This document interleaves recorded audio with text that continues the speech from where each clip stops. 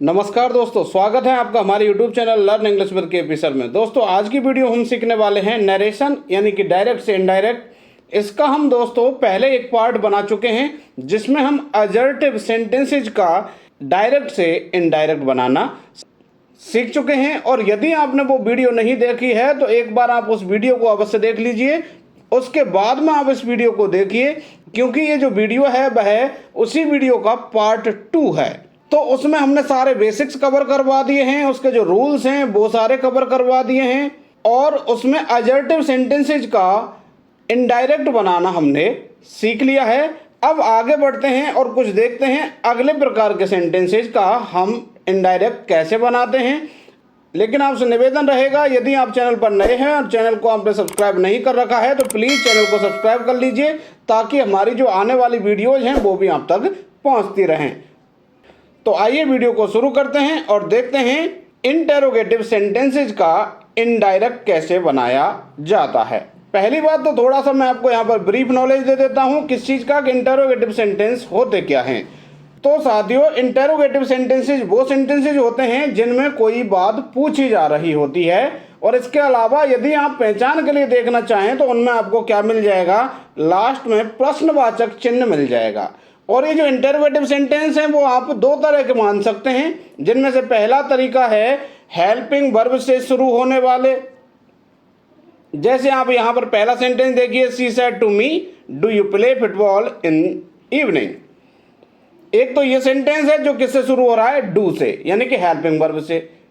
इसके अलावा आप दूसरा सेंटेंस देखिए, Uma said to Hari why did you not come to my house. इसमें भी आप देख रहे हैं पीछे प्रश्नवाचक चिन्ह है, लेकिन ये कैसा है, WH वर्ड से शुरू हो रहा है। ये when, where, why, what, how, ये जो शब्द हैं वो क्या कहलाते हैं, आपके WH वर्ड कहलाते हैं।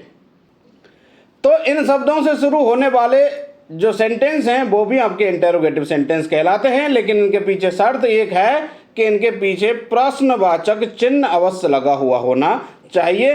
तो देखते हैं इनका हम इनडायरेक्ट कैसे बनाते हैं। इसमें साथियों कोई नया नियम नहीं है, नियम वही रहेंगे जो कि हम असर्टिव सेंटेंसेज में बता चुके हैं। इसीलिए मैं आपसे कह रहा हूं पहले आप एक बार वो वीडियो देख लीजिए, उसके बाद आपका जो पूरा कॉन्सेप्ट है वो एकदम क्लियर हो जाएगा। देखिए अब इसमें करना क्या है, आपका जो सैड या सैड टू है उसको तो बदल देना है आस्क्ड में। जो रिपोर्टिंग वर्ब की वर्ब में हम परिवर्तन करते हैं पहला काम, और उसमें हम जो सैड या सैड टू होता है उसको बदलने का काम करते हैं, तो वो तो आपका बदल जाएगा आस्क्ड में। लेकिन मैंने आपको असर्टिव सेंटेंसेज में एक बात बताई थी कि यदि सैड के बाद में ऑब्जेक्ट नहीं दे रखा हो तो आपको सैड को चेंज नहीं करना। लेकिन आपको यहाँ पर ध्यान रखना है कि यदि सैड के बाद में कोई ऑब्जेक्ट भी नहीं दे रखा, यानी कि टू, मी वगैरह कुछ भी नहीं दे रखा, तब भी आपको सैड को किस में बदलना है, आस्क्ड में बदलना है। इसके अलावा आप आस्क्ड की जगह इनक्वायर्ड में भी बदल सकते हैं, लेकिन जनरली चलन में कौन सा है, आस्क्ड है। अब इसमें आप दूसरा काम करेंगे कनेक्टिव लगाने का, यानी कि कंजंक्शन लगाने का। अब वो कंजंक्शन क्या लगाना है आपको, इफ या वेदर। कब लगाना है, जब आपका सेंटेंस कैसा हो, हेल्पिंग वर्ब से शुरू होने वाला हो।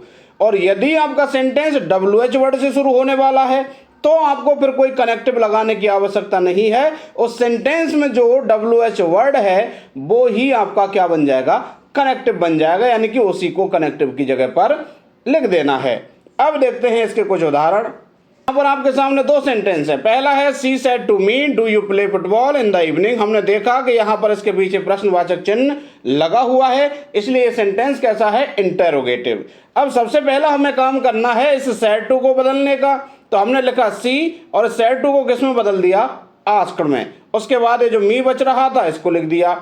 अब बात आई कनेक्टिव लगाने की। अब कनेक्टिव के लिए अभी मैंने आपको बताया पिछली स्लाइड में, क्या बताया कि इफ या वेदर लगाना है कब, जब सेंटेंस की शुरुआत हेल्पिंग वर्ब से हो रही हो। हमने यहाँ पर देखा किससे शुरुआत हो रही है, डू। डू क्या है, एक हेल्पिंग वर्ब है। साथियों यहाँ पर हेल्पिंग वर्ब से मेरा मतलब साथ में मॉडल से भी है, क्योंकि जो मॉडल्स होते हैं वो भी एक तरीके की क्या हैं, हेल्पिंग वर्ब हैं। तो इसलिए हम यहाँ पर क्या लगाएंगे, इफ या वेदर, कोई सा भी लगा सकते हैं, कोई ज़्यादा फर्क नहीं पड़ने वाला। अब उसके बाद में तो जो बाकी के बचे हुए काम है, जैसे प्रोनाउन को बदलने का।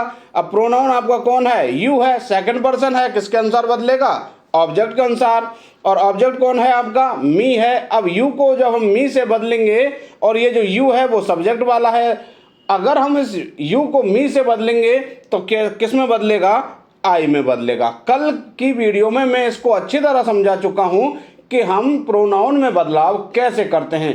अवश्य देखिए साथियों, यदि आपका ये प्रोनाउन का बदलने का कॉन्सेप्ट यदि कंफ्यूजन में है तो आप अवश्य उस वीडियो को देखिए। उसके बाद में बात आई टेंस चेंज करने की। अब आपने देखा यहाँ पर डू प्लस वर्ब की फर्स्ट फॉर्म है, तो यानी कि प्रेजेंट इंडेफिनिट हो गया। अब प्रेजेंट इंडेफिनिट को हम किस में बदलते हैं, पास्ट इंडेफिनिट यानी कि वर्ब की सेकंड फॉर्म में। तो यहाँ पर हमने प्ले को किस में बदल दिया, प्लेड में, यानी कि वर्ब की सेकंड फॉर्म में। और उसके बाद में क्या बच रहा है, फुटबॉल इन द इवनिंग, इसको लिख दिया हमने फुटबॉल इन द इवनिंग। इस तरीके से आपका ये जो इंटरोगेटिव सेंटेंस था डायरेक्ट वाला वो किस में बदल गया, इनडायरेक्ट में बदल गया। साथियों आपको ध्यान रखना है कि जब भी हम डायरेक्ट से इनडायरेक्ट में बदलते हैं तो डायरेक्ट वाला सेंटेंस चाहे किसी भी रूप में हो, यानी कि किसी भी प्रकार का हो, जब उसको हम इनडायरेक्ट में बदलेंगे तो वह हमेशा ही अजर्टिव फॉर्म में आ जाएगा, यानी साधारण वाक्य बन जाएगा। अब देखिए अगला सेंटेंस देखिए, उमा सेड टू हरी, उमा ने हरी से कहा, why did you not come to my house, तुम मेरे घर क्यों नहीं आए। अब ये भी प्रश्नवाचक है लेकिन WH वर्ड वाला है, तो हमें इस सेड टू को तो बदल देना है किसमें, आस्क्ड में। अब उसके बाद बात आई कनेक्टिव लगाने की, कंजंक्शन लगाने की। यहाँ पर ये जो WH वर्ड है वो ही आपका कनेक्टिव बनने का काम कर जाएगा। अब अलग से कोई कनेक्टिव लगाने की आवश्यकता नहीं है। उसके बाद में बात आई सब्जेक्ट की, तो यहाँ पर यू है, प्रोनाउन है, अब इसको बदलना है। यू यानी कि सेकंड पर्सन है, किससे बदलेगा, हरी से, और हरी का सब्जेक्ट बनने का काम कौन करता है, ही। तो यहाँ पर बदल करके यू किस में आ गया, ही में। उसके बाद बात आई टेंस चेंज करने की। अब डिड प्लस वर्ब की फर्स्ट फॉर्म है, अब डिड प्लस वर्ब की फर्स्ट फॉर्म मतलब पास्ट इंडेफिनिट, और पास्ट इंडेफिनिट किस में बदलता है, पास्ट परफेक्ट में, यानी कि हैड प्लस वर्ब की थर्ड फॉर्म में। तो इसलिए हमने यहाँ पर इसमें क्या लिखा, हैड लिखा, चूंकि ये नेगेटिव था तो नॉट भी लगा दिया, और वर्ब की थर्ड फॉर्म चूंकि कम की, थर्ड फॉर्म भी क्या होती है, कम होती है। और उसके बाद में जो बच रहा था टू माई हाउस, इसको लिखा। अब चूंकि यहाँ पर ये जो माई था ये भी क्या आ गया, प्रोनाउन आ गया। अब माई फर्स्ट पर्सन है, किसके अनुसार बदलेगा, उमा के अनुसार। अब उमा से जब हम माई को बदलेंगे तो बदल करके क्या आ जाएगा, आपका हर आ जाएगा।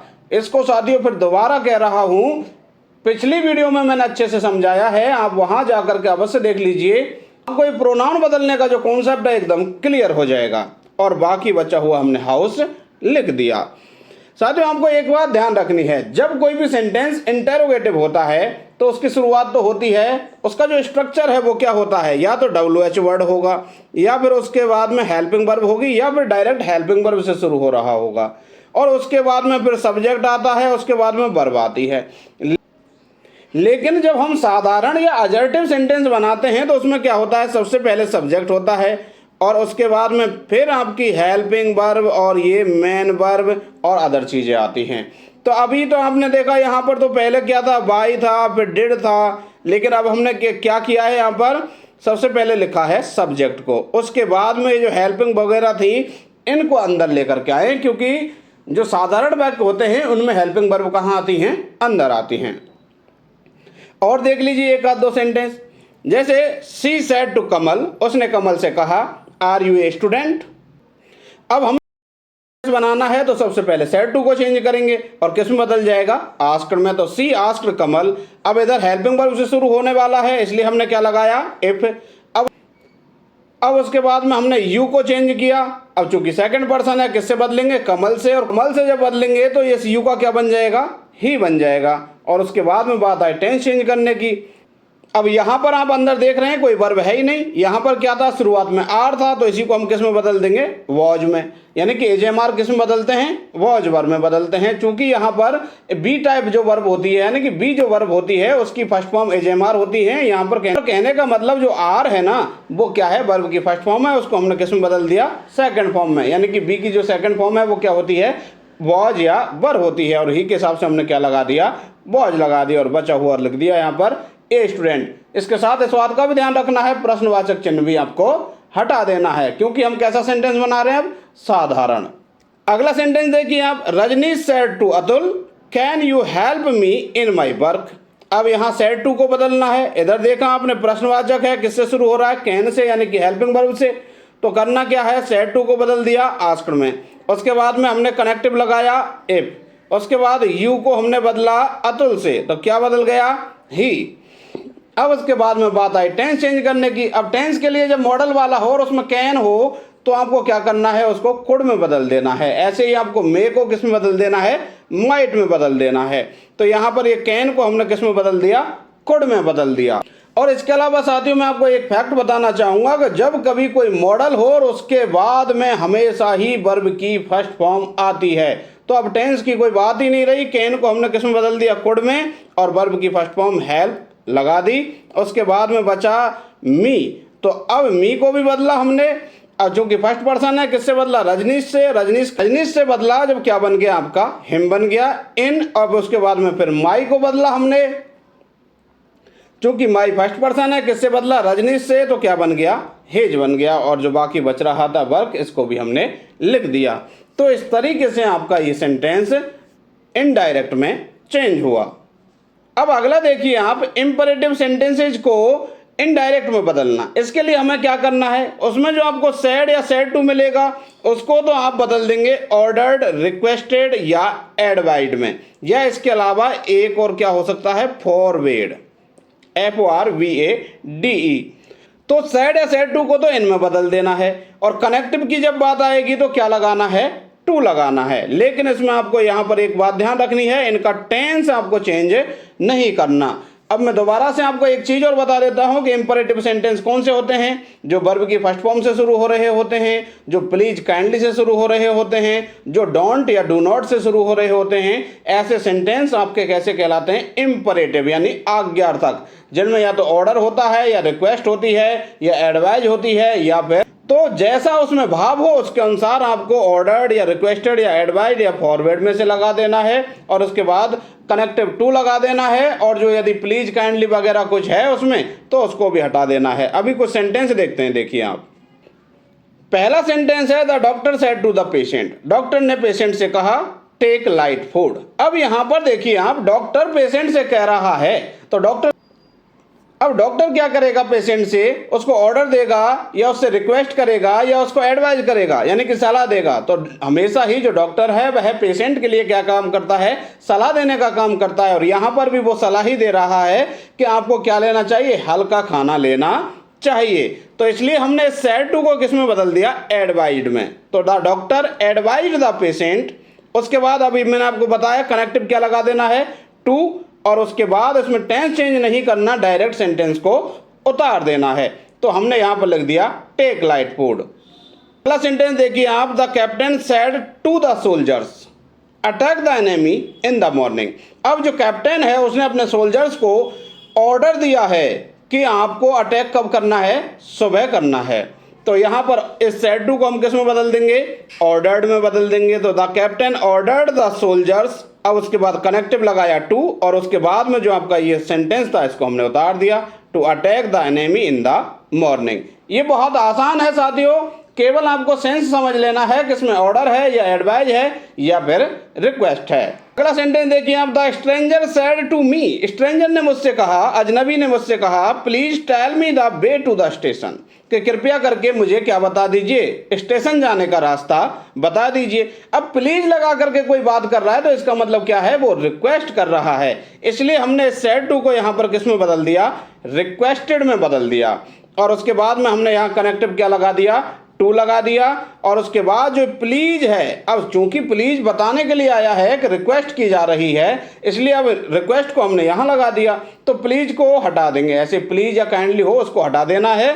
और उसके बाद में आपको सेंटेंस को उतार देना है। लेकिन आपको ध्यान रखना है, उसमें यदि कोई प्रोनाउन आ रहा है तो उस प्रोनाउन में तो परिवर्तन आपको करना ही है। जैसे आप देखिए यहाँ पर आया था मी, अब मी को हमने चेंज किया तो हिम आ गया। चेंज होता है, पिछली वीडियो में जान चुके हैं। और उसके बाद बाकी जो चीजें थी उनको हमने उतार दी। देखिए आप, he said do not play in the sun. उसने कहा कि धूप में मत खेलो। यहाँ पर सूर्य, सन का मतलब धूप है, सूर्य नहीं है। तो अब देखिए इसकी शुरुआत किससे हो रही है, डू नॉट से। और ये जो डू नॉट वाले जो सेंटेंस होते हैं इनमें मनाही की जाती है। और मनाही करने के लिए एक शब्द है आपके पास, फॉरवर्ड, फॉरवर्ड, और फॉरवर्डेड नहीं करना है इसको, केवल क्या लिखना है, फॉरवर्ड। और इस फॉरवर्ड का मतलब क्या होता है, मना करना। अब चूंकि इधर की साइड में डू नॉट था, नहीं वाला भाव था, इसलिए हमने इधर क्या लगा दिया, फॉरवर्ड। तो क्या आया, ही फॉरवर्ड। उसके बाद में कनेक्टिव लगाया टू। अब उसके बाद में ये जो नॉट था वो इस फॉरवर्ड में आ गया, और इसके अलावा यहाँ ये जो डू था वो किसके लिए आया था, नॉट के लिए आया था। अब नॉट ही चला गया तो ये डू भी गया, तो इसलिए अब अपना क्या बचा, प्ले इन द सन। तो he forward to play in the sun. अब इसको हम दूसरे तरीके से भी बना सकते हैं। दूसरे तरीके से कैसे बना सकते हैं, मान लीजिए आपको ऐसा लगता है कि किसी ने ऑर्डर दिया है कि धूप में मत खेलो, या फिर आप कह रहे हैं कि किसी ने एडवाइस की है, किसी को सलाह दी है कि धूप में मत खेलो, तो उस हिसाब से यदि आप इसको ऑर्डर मान रहे हैं तो ही ऑर्डर्ड। और उसके बाद अब चूंकि पहले तो नॉट को हमने इसमें फॉरवर्ड में ले लिया था इसलिए नहीं लगाया, अब हमें नॉट भी लगाना पड़ेगा, लेकिन कहाँ, कनेक्टिव से पहले। तो he ordered not to play in the sun, या he requested not to play in the sun, या he advised not to play in the sun. अब चूंकि यहाँ पर आपको ध्यान रखना है कि ऐसे जो डू नॉट वाले हैं उनमें तो आपको ज़्यादातर केस में क्या लगाना है, फॉरवर्ड ही लगाना है। लेकिन अगर फॉरवर्ड नहीं दे रखा हो तो उस कंडीशन में आपको ऑर्डर भी आप लगा सकते हैं, या फिर आप एडवाइड भी लगा सकते हैं। जो भी विकल्प आपको वहां मिल जाए उसके हिसाब से देख लेना, लेकिन प्राथमिकता किसको देनी है, फॉरवर्ड को। देखिए आप एक्सक्लेमेटरी सेंटेंसेज यानी कि विस्मयादि बोधक वाक्यों का हम इनडायरेक्ट कैसे बनाते हैं। अब पहली बात तो एक्सक्लेमेटरी यानी कि विस्मयादि बोधक वाक्यों को आप पहचानोगे कैसे, उनमें आप देखेंगे कि जो चिन्ह है ना, ये डंडा और इसके नीचे ऐसे बिंदी, तो ये चिन्ह मिल जाएगा पहली बात तो। इसके अलावा कुछ और भी शब्द मिल सकते हैं आपको, वॉट, हाउ, हुर्रा, अलास, ये कुछ शब्द हैं जो कि एक्सक्लेमेशन को दिखाते हैं। अब इन शब्दों को देख करके भी आप अंदाजा लगा सकते हैं कि इस सेंटेंस में ये जो सेंटेंस है वो कैसा है, एक्सक्लेमेटरी है। और अब इसमें करना क्या है आपको, सैड या सैड टू को तो किस में बदल देना है, एक्सक्लेम्ड में बदल देना है। और यदि वहां पर कोई फीलिंग दे रखी है, फीलिंग कैसे, जैसे कि जो हुर्रा शब्द है वो तो जॉय वाली फीलिंग को शो करता है, जैसे एक्सक्लेम्ड विद जॉय लिख देना अगर हुर्रा दे रखा हो तो। और जैसे अलास हो, अलास किसको बताता है, सौरो को, तो यदि अलास दे रखा है तो एक्सक्लेम्ड विद सौरो। और यदि वॉट या हाउ ये दे रखा है, अब वॉट या हाउ कब आता है, जब किसी चीज पर कोई आश्चर्य किया जा रहा है तो वॉट या हाउ आता है। तो ऐसे केस में आप लगा देना एक्सक्लेम्ड विद सरप्राइज। और कनेक्टिव आपको क्या लगाना है, दैट लगाना है। अभी देखते हैं हम कुछ सेंटेंसेज। अब देखिए सेंटेंस है मीना सेड, और उसके बाद देखिए व्हाट ए ब्यूटीफुल हाउस, और उसके बाद में ये एक्सक्लेमेटरी साइन दे रखा है। अब चूंकि इधर एक्सक्लेमेटरी साइन है, इससे हमें पता चल गया कि सेंटेंस कैसा है, एक्सक्लेमेटरी। करना क्या है, सैड या सैड टू को किस में बदलना है, एक्सक्लेम्ड में। तो हमने लिखा मीना एक्सक्लेम्ड। अब जो वॉट है वो किसको बता रहा है, सरप्राइज को बता रहा है, तो हमने लिख दिया मीना एक्सक्लेम्ड विद सरप्राइज। ऐसे मामलों में यदि आप ये विद सरप्राइज नहीं लिखते हैं तब भी काम चल जाता है, या यदि आपके पास ऐसा कोई ऑप्शन नहीं है जिसमें विद सरप्राइज है तो आप उस हिसाब से देख लेना, ये हट भी सकता है, यानी कि इसको हटाया भी जा सकता है। और उसके बाद कनेक्टिव लगा दिया हमने दैट। अब उसके बाद में बात आई सब्जेक्ट की। अब सब्जेक्ट आपको यहाँ पर इधर की साइड में कुछ दिखाई नहीं दे रहा, मतलब किसकी बात हो रही है, हाउस की बात हो रही है, तो हमने इसी को सब्जेक्ट बना लिया, द हाउस। अब टेंस चेंज करना है इसमें। अब चूंकि यहाँ तो कोई टेंस ही नहीं दे रखा, अब कोई किसी चीज को देख रहा है तो वर्तमान में देख रहा होगा, यानी कि प्रेजेंट की बात हो रही होगी, इसलिए हम इसको किस में बदल देंगे, अब पास्ट में। तो मान लेते हैं हम यहाँ पर कि वो घर कितना सुंदर है, वह उसने ऐसा कहा, तो है मतलब इज, तो यहाँ पर हमने क्या कर दिया उसकी जगह वाज। और अब देखिए वो घर बहुत ज्यादा सुंदर होगा तभी तो किसी को सरप्राइज हुआ होगा, तो इसलिए हमने एक शब्द और जोड़ दिया यहाँ पर, वेरी। तो और क्या लगा दिया, ब्यूटीफुल। और क्या सेंटेंस बन गया, Meena exclaimed with surprise that the house was very beautiful. पर ये सेंटेंस ऐसे हो, देखिए आप, Meena said what a beautiful house it is. अब यहाँ पर भी एक्सक्लेमेटरी साइन है, तो अब इसमें तो सब्जेक्ट क्या है, इट, और वर्ब क्या है, इज। यहाँ पर क्लियर हो रहा है, तो एक्सक्लेम्ड विद सरप्राइज तक लिखा, उसके बाद कनेक्टिव दैट लगाया, उसके बाद ये सब्जेक्ट था इट, इसको लिखा, उसके बाद इज को किस में बदल दिया, वॉज में बदल दिया, और वही वेरी लगाना ही है, ब्यूटीफुल हाउस। इस तरीके से आपको इसको बदल लेना है। सेंटेंस देखिए आप, she said alas he is no more. अब देखिए यहां पर क्या मिल गया हमें, अलास मिल गया, जो किसको प्रकट करता है, सौरो को प्रकट करता है। तो अब सी एक्सक्लेम्ड विद सौरो, उसके बाद कंजंक्शन लगाया दैट, अब उसके बाद में ही थर्ड पर्सन है, बदलता ही नहीं है इसलिए ही को लिख दिया, इज को किस में बदल दिया, वॉज में बदल दिया, और नो मोर बचा था इसको लिख दिया। क्या बन गया, she exclaimed with sorrow that he was no मोर।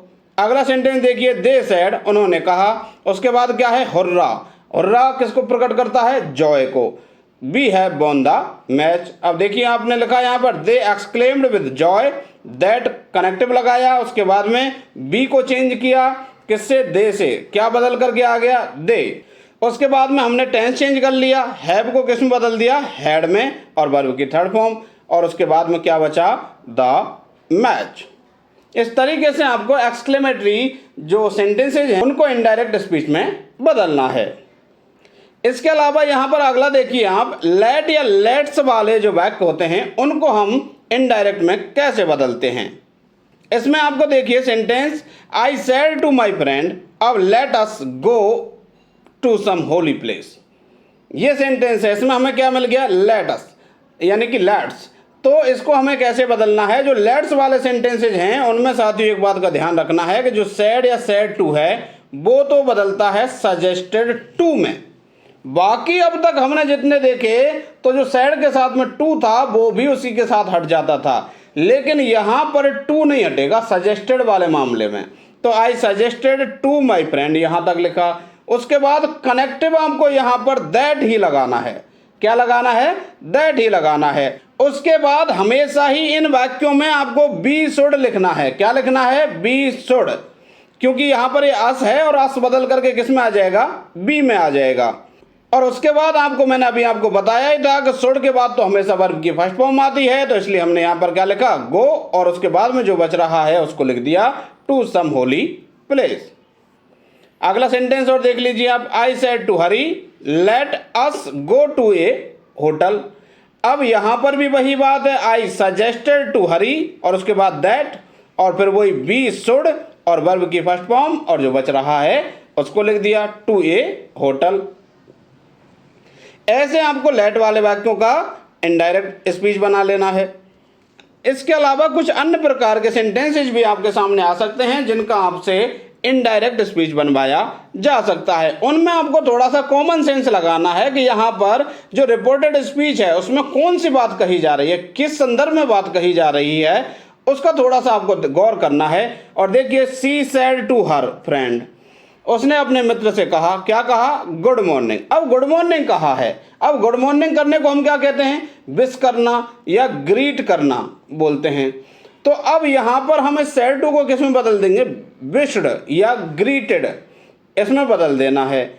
तो सी विश्ड हर फ्रेंड, और फिर जो गुड मॉर्निंग गुड इवनिंग जो भी दे रखा है उसको लिख देना है डायरेक्ट। यहां पर कोई कनेक्टिव लगाने की आवश्यकता नहीं है, डायरेक्ट ऐसे ही आपको लिख देना है।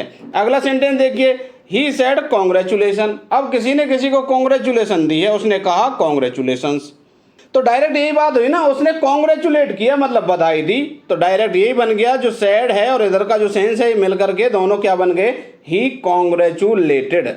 अगला सेंटेंस देखिए, ही सेड टू मी, उसने मुझसे कहा मे गॉड ब्लेस यू। अब देखिए यहां पर क्या किया जा रहा है, प्रार्थना की जा रही है भगवान से, या फिर भगवान से इच्छा की जा रही है, कामना की जा रही है। तो उसके लिए आप या तो प्रेयर लगा दें या फिर विश्ड लगा दें जब कोई ऐसे प्रार्थना की जा रही हो। तो ही प्रेड, और उसके बाद में ये मी वगैरह को हटा दो, क्योंकि अगर आप लगाओगे ना ही प्रेड मी तो उसने मुझसे प्रार्थना की, जबकि उससे प्रार्थना नहीं कर रहा, वो किससे प्रार्थना कर रहा है, भगवान से। तो इसलिए हमको यहाँ से मी भी हटाना पड़ेगा। अब उसके बाद कनेक्टिव क्या लगा देना है, दैट। अब उसके बाद सब्जेक्ट कौन है, गॉड, गॉड को लिखा, और मे को अभी मैंने आपको बताया किस में बदल देना है, माइट में। और उसके बाद वर्ब लिखी ब्लेस, और जो यू था इसको हमको बदल देना है, किससे बदलेगा, मी से, और बदल करके क्या आ जाएगा, मी ही आ जाएगा, क्योंकि जो यू है वो ऑब्जेक्ट वाला यू है और इसकी जगह क्या आ जाएगा, मी आ जाएगा। अगला देखिए आप, I said to her may you live long, मैंने उससे कहा मे यू लिव लॉन्ग। अब इसमें भी आप देखिए प्रार्थना की गई है, या फिर कामना की गई है तो क्या लगा देंगे हम विश्ड, सी विश्ड। और उसके बाद कनेक्टिव क्या लगा दिया हमने दैट। और उसके बाद आप देखिए यहाँ पर ये यू था, ये जो सब्जेक्ट है इसको लिखना पड़ेगा हमें। अब चूंकि सेकंड पर्सन है किससे बदलेगा, हर से, और ये सब्जेक्ट का काम कर रहा है इसलिए हर से बदल के क्या आ जाएगा यहाँ पर सी आ जाएगा। यहाँ पर सी रह गया है तो यहाँ पर क्या आएगा she wished that she might live long, ये आपका बन जाएगा। इस तरीके से साथियों आपको ये डायरेक्ट से इनडायरेक्ट बना लेना है। आशा करता हूं दोस्तों ये जो वीडियो है वह आपके लिए हेल्पफुल रही होगी और आपको अच्छी लगी होगी। और यदि अच्छी लगी है तो आप इस वीडियो को लाइक करके अपने अन्य साथियों तक शेयर कीजिए। और यदि आप हमारे चैनल पर नए हैं और चाहते हैं कि जो हमारे द्वारा बनाई जाने वाली आगामी वीडियोज हैं वो भी आप तक समय तक पहुँचती रहें, तो प्लीज़ आप इस चैनल को सब्सक्राइब करके बेल आइकन प्रेस कर लीजिए ताकि हमारी आगामी वीडियोज़ के नोटिफिकेशन आपको समय पर पहुंच सकें। मिलते हैं अगली वीडियो में। वीडियो को अंत तक देखने के लिए धन्यवाद।